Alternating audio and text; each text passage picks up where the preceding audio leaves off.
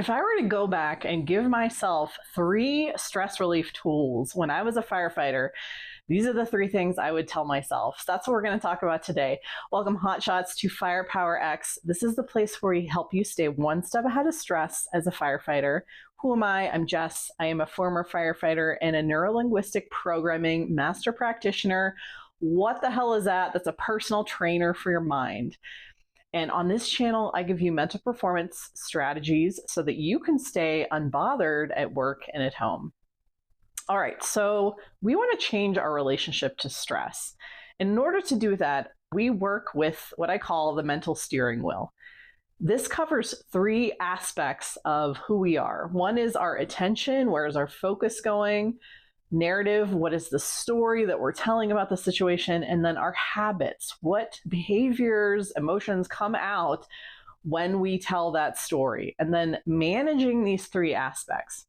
So if we want to change our relationship with stress fundamentally, we have to tinker with one of the sides of this feedback loop.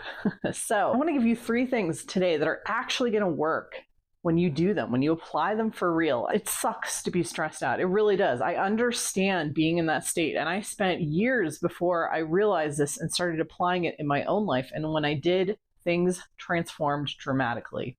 Let's go one by one. And I want to give you the core skill. So focus, attention.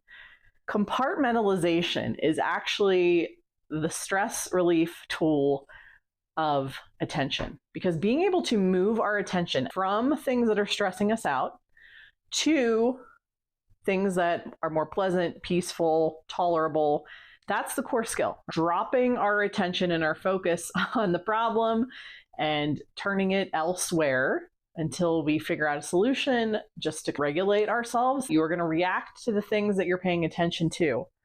So the core skill here is essentially compartmentalization. Now, that used to have such a negative connotation back in the day of like, oh, people compartmentalize and that's bad. Now, I'm not a clinician. I'm not going to tell you that it's bad, because so many people do it naturally and organically that clearly it's working. The thing is about our mind is that we think in terms of maps. When we are thinking and rationalizing and having thoughts and solving problems, we're actually moving around a mental map, so to speak, or a cognitive framework that is very similar to the spatial qualities of a map. And so when you compartmentalize something, you're actually assigning it a place on your map, and then you're leaving. You're kind of leaving it there. In sports psychology, this is called black boxing it. And this is the skill that allows an athlete, when they've just made a big fumble, when they've just screwed something up, to clear their head, get back in the game, and be present and open to the potential of the next move being really successful. Because you've seen athletes who don't do this. When you don't black box an immediate failure that you had, you can often see it compound in real time when they get psyched out. They psych themselves out in a game, and then they end up losing the game big time because their mistakes continued and continue to get bigger and bigger. And you can see like, oh, they're out of it. They just lost it. But the people who can make a mistake, pick themselves up instantly and get back into it at the same level, that is the same skill I want you to develop. This doesn't mean we don't go back to it. After the game is finished, after the call is finished, after you've gone home and had some time and space, you've black boxed whatever it is that is stressing you out, you can return to it and debrief when you have a clearer mind. But being able to let go, that attention skill of instant detachment, that is so valuable, and very few people can do that.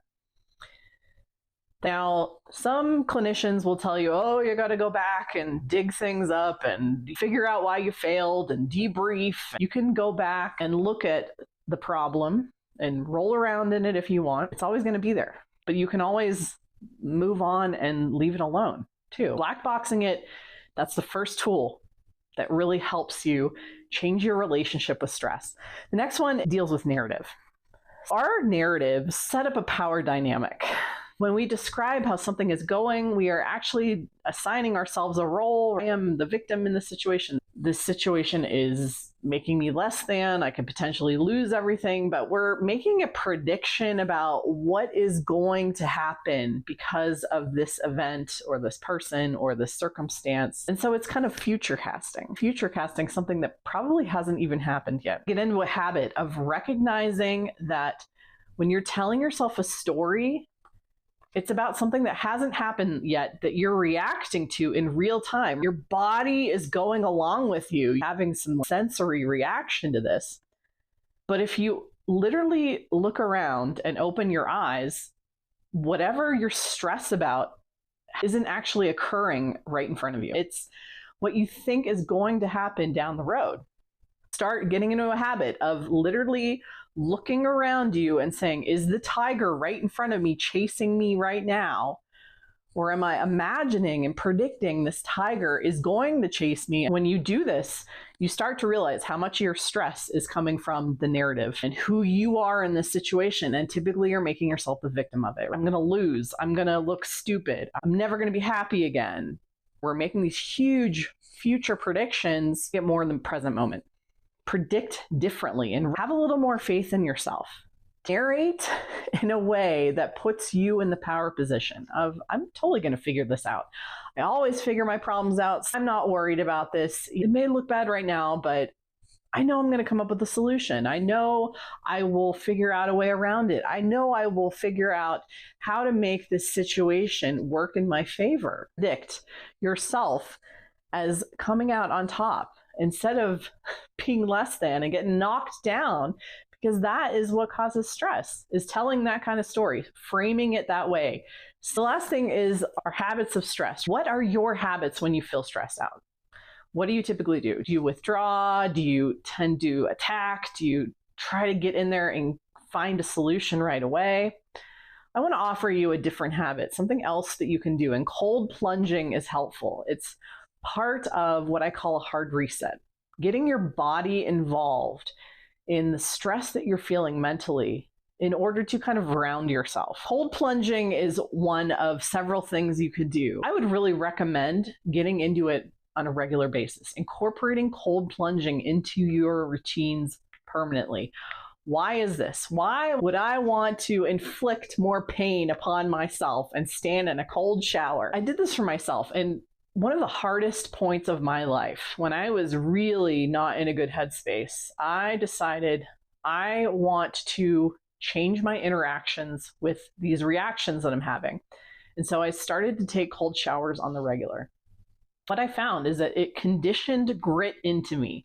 When you do things that are intentionally unpleasant, painful, difficult, hard, you are starting to take control of the experience of saying to yourself, I do this and I can manage it and I can withstand it instead of it happening to me. It happening to me is a much more victimized stance. Doing hard stuff pushes us to grow. It forces us to dig deeper beyond our normal habits, our normal reactions to things, and find spots within ourselves where we have untapped power, strength, resilience. This really worked for me. I cold plunged for a really long time until I recognized I am on top of my stress. My stress isn't on top of me. You can also use it in an acute way. If you're really upset about something, hop in a cold shower. I guarantee you will not be able to think about your problems while you're having this bodily reaction. I also saw the other day, someone said really sour candy is great for panic attacks. Really intense bodily sensation tears you out of your own mind. It takes you out of the stress in your head and down into your body to deal with the extreme cold. The really sour candy, whatever it is, it actually grounds you. It distracts you from overthinking, ruminating, spiraling, whatever it is.